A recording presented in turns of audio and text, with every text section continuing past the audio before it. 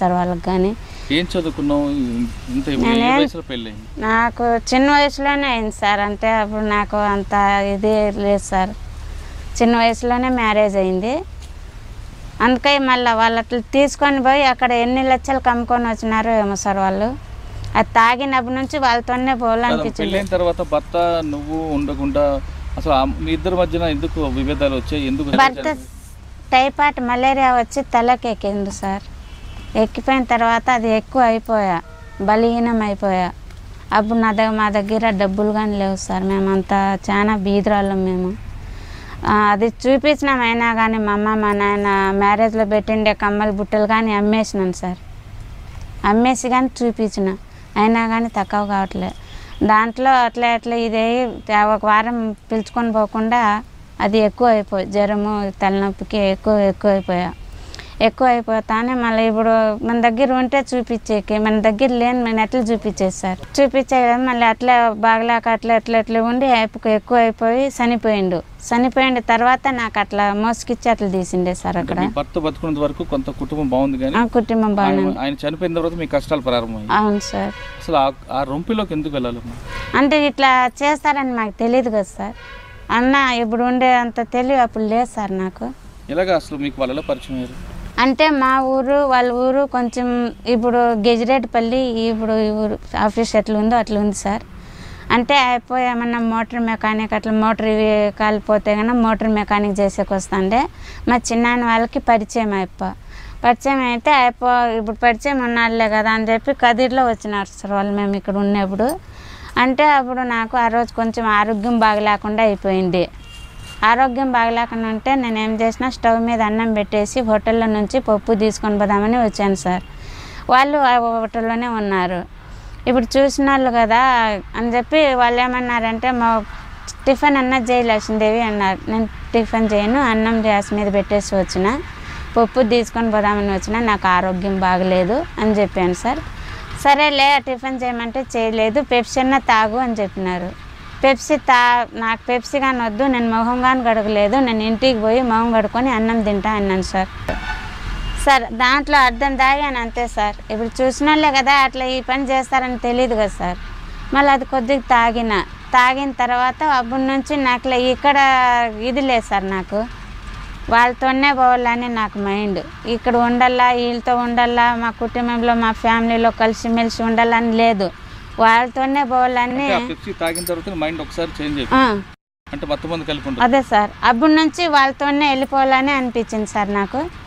మళ్ళీ తీసుకొని వెళ్ళిపోయినారు. మళ్ళీ తీసుకొని పోయి అక్కడ ఢిల్లీలో అప్పుడు నాకు హిందీ రాదు సార్. ఇప్పుడు తెలుగు కానీ సరిగ్గా వచ్చేదిలే నాకు. ఇప్పుడు నేర్చుకున్నా సార్ నేను. మళ్ళీ అక్కడ ఏం చేసినారంటే ఇట్లా పెద్ద ఫారిక్ ఉంది సార్. అక్కడ ఏందో గాంధీ తాత ఫారిక్ ఏందో అంటే అక్కడ ఆ ఫారిక్లో రాత్రి 1 గంట 3 గంటలకు అట్లా తీసుకొని పోయినారు సార్. నాకు అక్కడ కారులో తీసుకొని పోయినారు.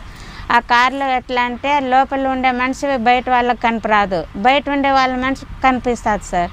అట్లా దానిలో తీసుకొని పోయినారు వాళ్ళు. ఇప్పుడు నాకు ఇక్కడ నుంచి పిలుచుకొని పోయినారే, వాళ్ళు ఇద్దరు ఆటో తీసుకున్నారు, నాకేమో వాళ్ళకు ఒప్పు చెప్పేసినారు అక్కడ ఉండే వాళ్ళకి.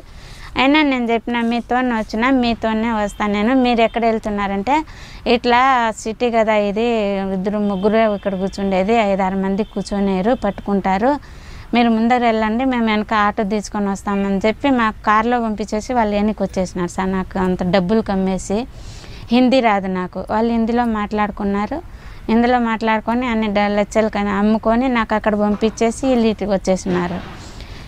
మళ్ళీ అక్కడ పోయి కనీసం నాకు తెలివి ఎన్ని ఏళ్ళకి వచ్చింది, 9 ఏళ్ళకి వచ్చింది సార్ నాకు. నా మైండ్ ఇక్కడ నా కొడుకు. ఆ రోజు తీసుకెళ్ళిన తర్వాత పార్క్ దగ్గర మీకు అమ్మారు, ఆ కార్లో వెళ్ళిపోయావు. నెక్స్ట్ డే వాళ్ళు ఏం చేశారు? అక్కడ తీసుకుని వెళ్ళిన తర్వాత వాళ్ళ ఇంటికి తీసుకెళ్తారు. మళ్ళీ మరుసటి రోజు ఎఫ్చార్ పని చేపిస్తారు సార్ వాళ్ళు. ఎఫ్చార్ పని చేపిస్తారు. జీవి రోడ్ అని అక్కడ తీసుకెళ్తారు. అక్కడ తీసుకెళ్ళి వాళ్ళు చెప్పిన మాట చేస్తేనే, చేయకుండా ఉంటే పట్టుకొని కొడతారు సార్ వాళ్ళు. పట్టుకొని కొడతారు సార్. పట్టుకొని కొట్టిన అదే సార్ ఫస్ట్ రోజు నేను పోమని చెప్పినారు సార్ వాళ్ళు. నేను పోను అన్నా. ఎందుకు పోవు అన్నారు. నాకు నచ్చలే, నేను పోను అన్నా. నేను ఎందుకుగా పోవు అని చెప్పి ఫస్ట్ లోపల రూమ్లో పిలుచుకొని పోయి పట్టుకొని కొట్టినారు. ఇక్కడ కొట్టి కానీ ఇది ఉంది చూడు సార్. సరేలే అని చెప్పి మళ్ళీ నేను భయపడిపోయినా సార్. మీరు ఏమన్నా చేయండి, నేను మాత్రం పోను అని చెప్పి కూర్చున్నా. మళ్ళీ 2-3 లేడీస్లు కలిసి లోపల రూమ్లో విడిచిపెట్టేసి వచ్చినారు సార్. వేరే వాళ్ళకి జెంట్స్కి నాకు ఇద్దరికి పిలుచుకొని పోయి ఇడిసాలకే నాకు భయం అయ్యి నేను రాను అంటే వాడు వచ్చి అమ్మ నేను రానంటుంది. అంటే మళ్ళీ వచ్చి కొట్టింది సార్ అమ్మ. కొట్టిన తర్వాత ఏమన్నా చేయి, నేను మాత్రం పోను, నాకు నచ్చలేదు ఈ అలవాటు అని చెప్పిన. నీ పని చేస్తే నీకు బిర్యానీ పంపిస్తాను మీ ఊరికి, లేకుంటే నేను పంపాను, నేను కరెంట్కి ఇచ్చి చంపేస్తా అని చెప్పింది సార్. భయపడిచ్చింది. సరేలేని నాకు అప్పుడు కనీసం మీ ఇక్కడ చుట్టుపక్కల ఊర్లే నాకు తెలిసే సార్, అంత దూరం నాకు తెలీదు. నేను చదువుకొని కానీ చదువుకోలే. మళ్ళీ అక్కడ తీసుకొని పోయి అట్లా అన్నీ చేస్తా అంటే నేను మా ఊరికి పంపించాలా అంటే మీ ఊరికి ఎందుకు పంపిస్తాము, వాళ్ళు ఎన్ని డబ్బులు తీసుకొని పోయింటే ఆ డబ్బులు అంతా తీరిపోయేంత వరకు మేము పంపించము అన్నారు.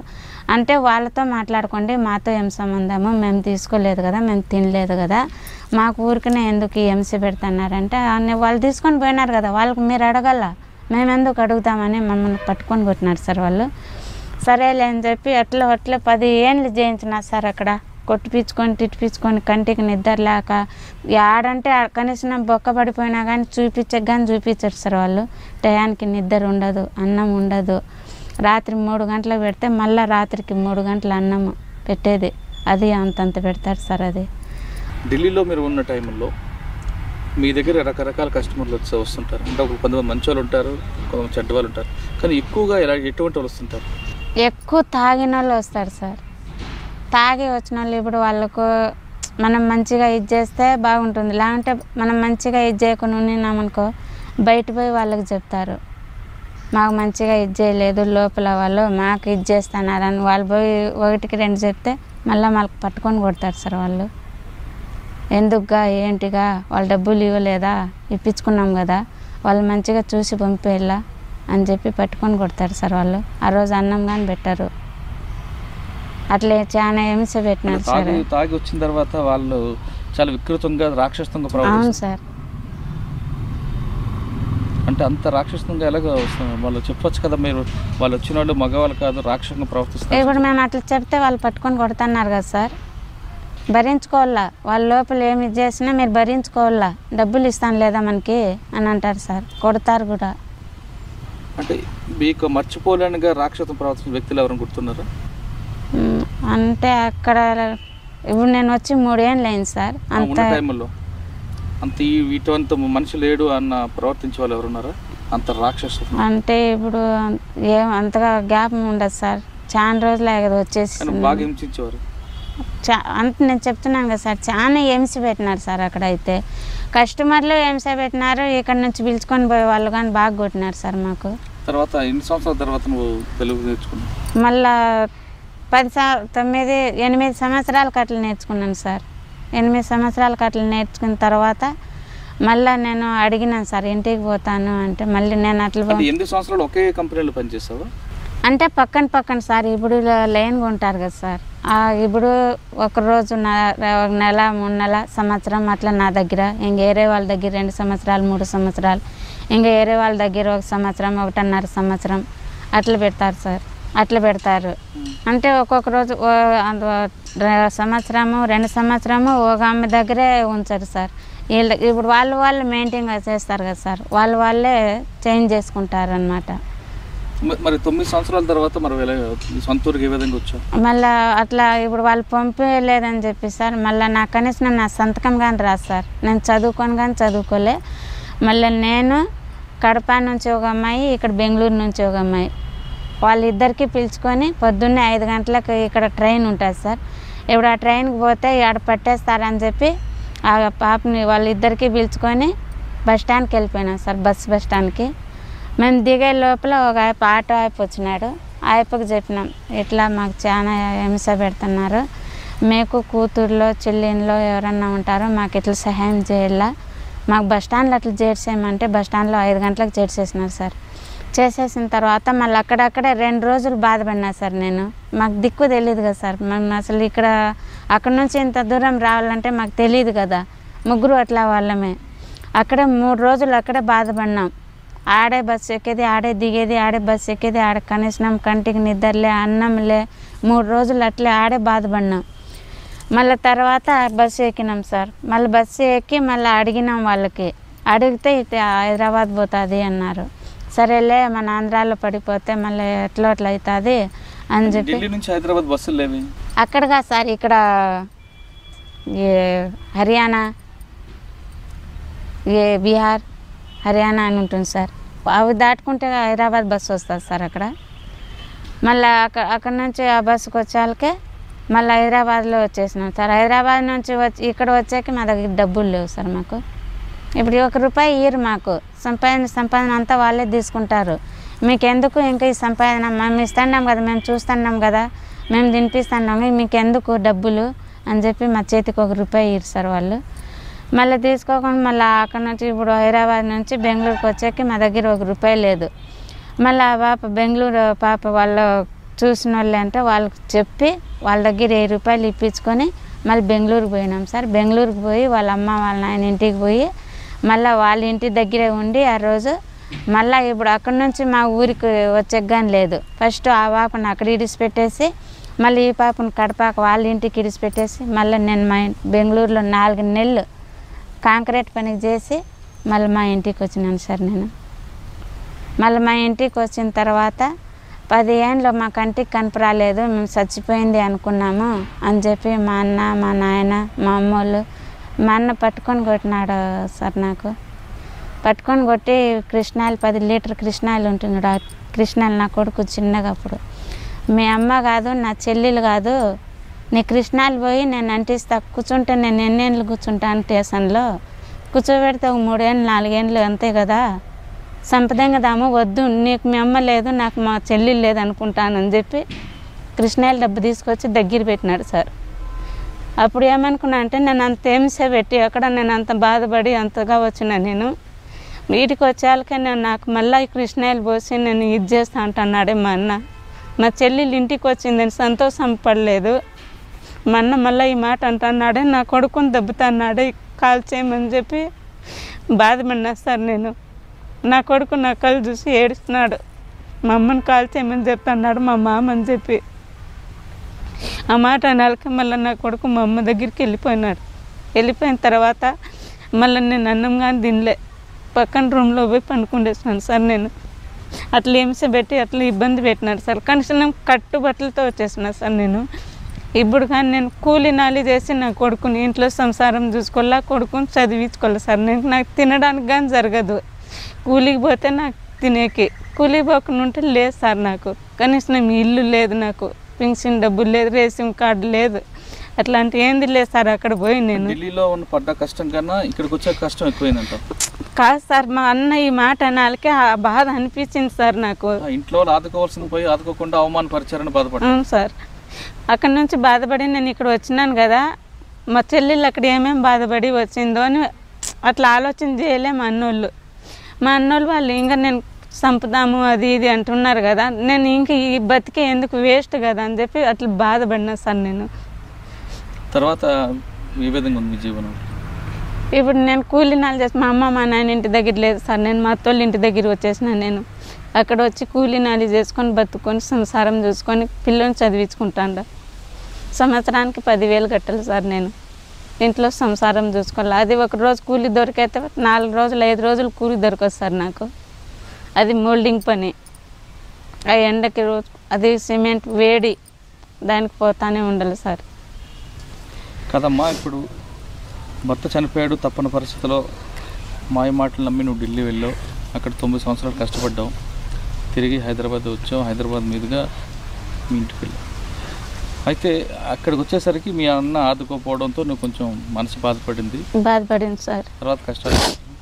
కానీ ఎక్కువ మంది కదిరి ఈ ప్రాంతంలో ఎందుకు వెళ్తుంటారు? అయినా మళ్ళీ మా అన్న అంత చెప్పినా కానీ ఇప్పుడు అయిపోయి చూసుకుంటున్నాడు సార్ నాకు. అప్పుడు అయినా నేను అక్కడ వెళ్ళిపోయిన తర్వాత కూడా నా గురించి చాలా బాధపడినాడు. ఎతికినాడు నాకు, నా గురించి ఏడాడో పోయి అడిగినాడు. నా చెల్లెలు లేదు.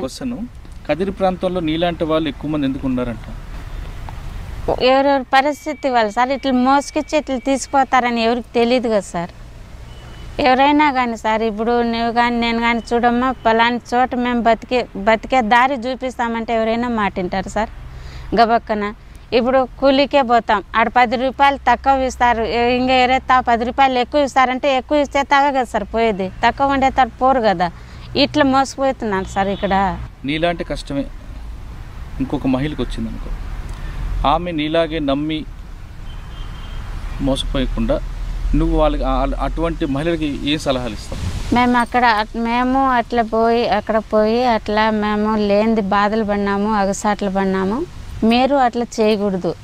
ఇంట్లో పెద్దవాళ్ళు ఎట్లా చెప్తే వాళ్ళ మాట వింటే మనం కొన్ని రోజులు బాగుపడతాము. వాళ్ళ మాట వినుకొని ఉంటే చూడు మన పరిస్థితి ఇట్లా అయిపోతుంది, అట్లా చేయకూడదు అని చెప్పాలి సార్ వాళ్ళకి. కానీ ఇప్పుడు కొంతమంది అమ్మాయిలు ప్రేమ పేరు మీద మోసపోతుంటారు. అటువంటి వాళ్ళు ఎవరైనా ఢిల్లీలో ఎదురయ్యారా? అంటే మేము ఉండే పక్కన రూమ్లో ఉన్నారు సార్ వాళ్ళు. అంటే వాళ్ళకి మాకు కొంచెము దూరము. అంటే వాళ్ళ రూమ్లో మేము పోము, మేము ఉండే రూమ్లో వాళ్ళు రారు సార్. అంటే వాళ్ళు ఇప్పుడు ఎట్లా ఇది అవుతుంది మాకు వాళ్ళకు కొంచెం ఇదిగా దూరం సార్. అంటే అటువంటి కథలు మీకు చెప్తుంటారు వాళ్ళు ఎలా మోసపోయామని? అమ్మాయిలు మాట్లాడినారు సార్ ఆడ. కానీ ఇటువంటి వాళ్ళు వస్తుంటారు ప్రేమ పేరుతో వస్తూ ఉంటారు. కానీ ఇప్పుడు ఇప్పుడు అందరూ కలిసిమెలిసి ఆడ ఉంటాము, ఒకరికొకరు కూడా మాట్లాడినారు సార్ ఆడ. ఇట్లా మాట్లాడితే వీళ్ళు ఏమన్నా మాట్లాడుకొని నేర్చుకొని వెళ్ళిపోతారని చెప్పి ఒకరికి కూడా మాట్లాడినారు సార్ ఆడ. మాట్లాడితే కానీ పట్టుకొని కొడతారు ఆడ. నేను మరొకసారి మళ్ళీ అడుగుతున్నాను, మీలాంటి కష్టం ఎవరికైనా మహిళకు వస్తే, భర్త చనిపోయిన తర్వాత అత్తగారి సపోర్ట్ లేకపోవడం, అమ్మగారి సపోర్ట్ లేని మహిళలు ఎలాంటి దారిలో వెళ్ళాలి? అంటే మన సొంత ధైర్యంతోనే వెళ్ళాలా సార్, మన సొంత ధైర్యంతో వెళ్ళాలా. లేకుంటే ఎవరి మీద మనకి వీళ్ళు చూస్తారు కదా, వీళ్ళు కొంచెం ముందుకే మనకు తీసుకొస్తారా నమ్మకం ఎవరి మీద ఉంటే వాళ్ళకి పోయి అడుగుతాం సార్ మనము. అంటే అవతల వ్యక్తి మీద నమ్మకం కుదరదుకి వెళ్ళాలంటావు, అంతేగాని ఎవరు పడితే వాళ్ళు నమ్మి వెళ్తే ఇప్పుడు నీళ్ళు అట్లా వస్తుంది సార్. ఓకే,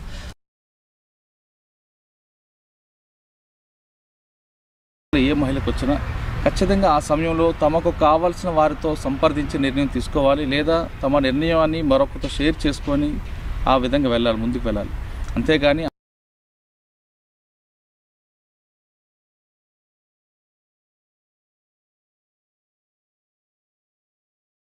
కనిపిస్తుంది. కాబట్టి ఎటువంటి కష్టం వచ్చినా ఖచ్చితంగా దానికి ధైర్యంగా వెళ్ళాలి. ఎవరైతే అపరిచిత వ్యక్తుల మాటలు నమ్మకుండా ఉంటే వాళ్ళ జీవితం ఒకసారి మనకి ఒక ఎగ్జాంపుల్గా కనిపిస్తుంది. ఇది ఈ వారం